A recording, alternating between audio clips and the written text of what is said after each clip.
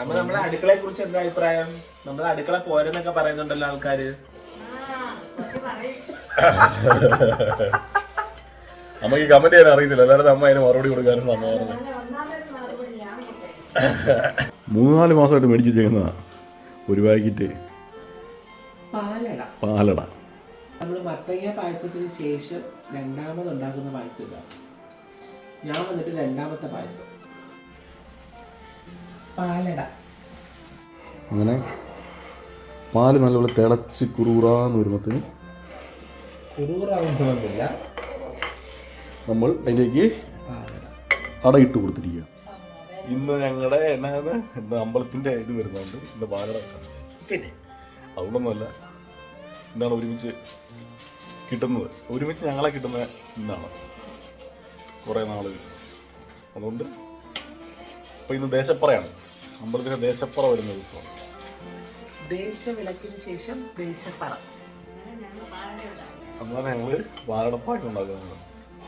അമ്മയാണ് മേൽനോട്ടം വഹിക്കുന്നത്.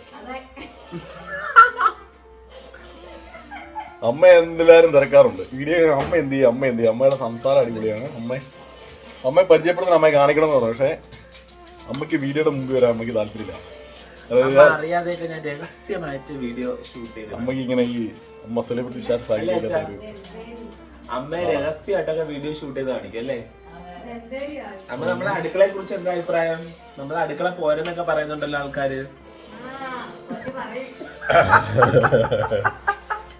അമ്മയ്ക്ക് കമന്റ് ചെയ്യാൻ അറിയത്തില്ല, അല്ലാതെ അമ്മ അതിന് മറുപടി കൊടുക്കാനും അമ്മ പറഞ്ഞു.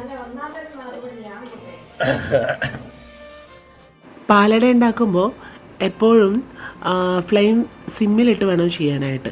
നല്ല പാല് വെന്ത് എത്ര മാക്സിമം എത്ര വെന്ത് കുറുകി വരുന്നു അതിനനുസരിച്ച് കുറച്ചായിട്ട് പാല് ചേർത്ത് കൊടുക്കാൻ വേണം കേട്ടോ. അപ്പോൾ എത്ര നന്നായിട്ട് പാല് വെന്തിട്ട് കുറുകി കിട്ടുന്നോ അത്രയും സ്വാദായിരിക്കും, നല്ല ടേസ്റ്റായിരിക്കും. ഒത്തിരി സമയം എടുത്ത് ഉണ്ടാക്കുമ്പോഴത്തേക്കും ആ പാലടയ്ക്ക് പ്രത്യേക ഒരു കളറും വരും.